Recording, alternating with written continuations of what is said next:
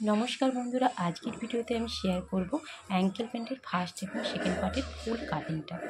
तार जोन्नो आमी प्रथमे साइज करे पाशटा केटे निয়েছি। एरपर झुलेर माप नेब। एखाने झुलेर माप जा थाकबे तार साथे 1.5 इंची एक्सट्रा नेब अर्थात बेल्ट और मोहरिर जोन्नो। देखुन बेल्टेर जोन्नो आमी 1 इंची एक्सट्रा निये एखाने सोजा करे एकटु दागटा टानिये निচ্ছি। एरपर झुलेर मापटाय आसबो। एखाने आर बाकी आछे झुलेर माप प्लास मोहरिर मापटा। झुलेर मापटा नेওয়া হয়ে গেল। এবারে এসেছি কোমরের মাপে। কোমর এখানে যা যতটা থাকবে তাকে 1/4 দিয়ে ভাগ করতে হবে, তারপরে 2 ইঞ্চি তার সাথে এক্সট্রা যোগ করতে হবে। আমার এখানে কোমর ছিল 40, তাকে 4 দিয়ে ভাগ করলে আসছে 10 প্লাস 2 তাহলে 12 ইঞ্চি। এবারে আসছে আসন। আসনও সেম প্রসেসে। আসনও এখানে যা থাকবে তাকে যা পাছা থাকবে তাকে 1/4 দিয়ে ভাগ করে 2 ইঞ্চি এক্সট্রা যোগ করতে হবে। কেউ এখানে 2.5 ইঞ্চিও এক্সট্রা যোগ করতে পারে। তাহলে এখানে ভাগ করলে হবে যে 40কে ভাগ করলে 4 দিয়ে হবে 10 প্লাস 2 ইঞ্চি। এবারে এখানে যে কলিটার জন্য দিচ্ছি, কলির জন্য আমি এখানে 3 ইঞ্চি দিচ্ছি। কেউ এখানে কলি 2 ইঞ্চি থেকে কলি এখানে 2 ইঞ্চি থেকে 3.5 ইঞ্চি পর্যন্ত তোমরা নিতে পারো। এবারে যেটা কলি থেকে যা আছে সেটার মাপ করে তাকে হাফ করে নিতে হবে। এখানে আমি দেখুন ফিতেটাকে হাফ করে নিচ্ছি। যা থাকবে তাকে হাফ করে নিয়ে একটা পয়েন্ট দিয়ে দিচ্ছি। এবারে বোঝার সুবিধার্থে আমি একটা লাইন ড্র করে নিচ্ছি। এরপর আমার মোহরির দিকে যাব। মোহরির মাপার জন্য আমরা এখানে যে উপরে এটাকে হাফ করে নিয়েছি সেইভাবে সোজা হাফ করে নিয়ে সোজা একটা স্ট্রেট দাগ টেনে নেব। সোজা দাগ টানা হয়ে গেছে। এবারে মোহরির মাপটা নেব। মোহরির মাপ এখানে এই পাশ থেকে 3 ইঞ্চি নিচ্ছি, ও পাশ থেকে 3 ইঞ্চি, টোটাল আমি 6 ইঞ্চি নেব। আর হাফ ইঞ্চি এই দিকটাতে হাফ ইঞ্চি এক্সট্রা নিয়ে নিচ্ছি।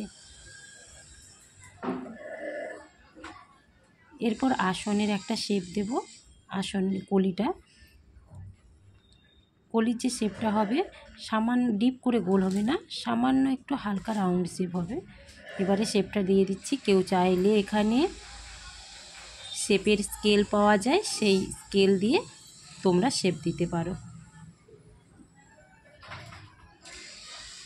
আমাদের অ্যাঙ্কেল প্যান্টের ফার্স্ট পার্টটা রেডি হয়ে গেছে ড্রয়িংটা। এবারে দাগের উপর দিয়ে কেটে নিচ্ছি। দাগে সমানে সমানে কেটে নিচ্ছি।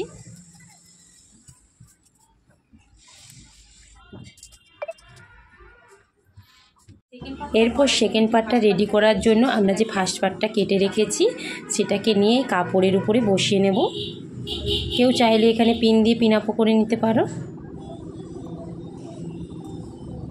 ভালো করে বসিয়ে নিয়ে যেই দিকটা আমার কোলের দিকে আছে সেদিকটা যেমন আছে তেমনই থাকবে, কোনো সেটা চেঞ্জ হবে না। যেমন আছে তেমন দাগ দিয়ে দিচ্ছি, কিন্তু বিপরীত দিকটা অর্থাৎ কলির যে দিকটা আছে ও দিকটাতে 2 ইঞ্চি করে পুরোটাই বাড়বে। পুরো যা আছে 2 ইঞ্চি করে বাড়বে। শুধু কলিটা আমি 3 ইঞ্চি রেখেছিলাম ফার্স্ট পার্টে, এখানেও 3 ইঞ্চি রাখবো।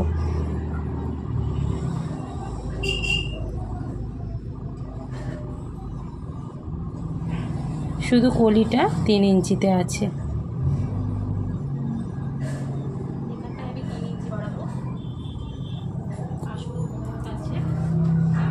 এরপর কলির শেপটা দেওয়ার জন্য আমি দাগটা টেনে নিচ্ছি, শেপটা ভালো করে যাতে আসে।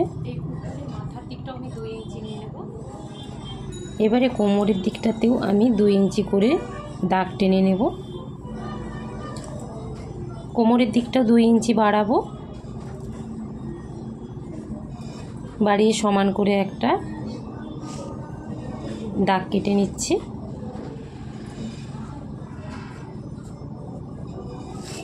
এরপর যে দিকটা কলি আছে দেখতে পাচ্ছ, যে দিকটা কলি আছে সেদিকটা যেমন আছে তেমন থাকবে, কিন্তু অপোজিট সাইডে একটা তিরছা করে আমি এইভাবে দাগ কেটে নিচ্ছি।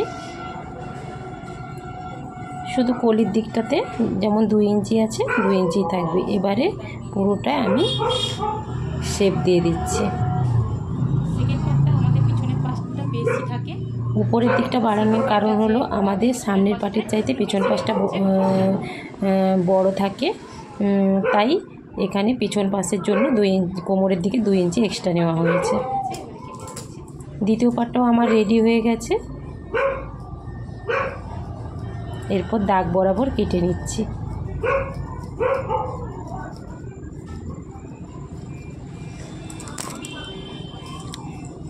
এইভাবে এই মাপ অনুযায়ী কিন্তু কাটলে অ্যাঙ্কেল পেট খুব সুন্দরভাবে রেডি হয়ে যাবে।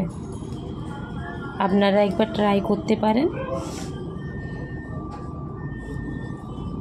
আমার দ্বিতীয় পার্টটা কাটা হয়ে গেল।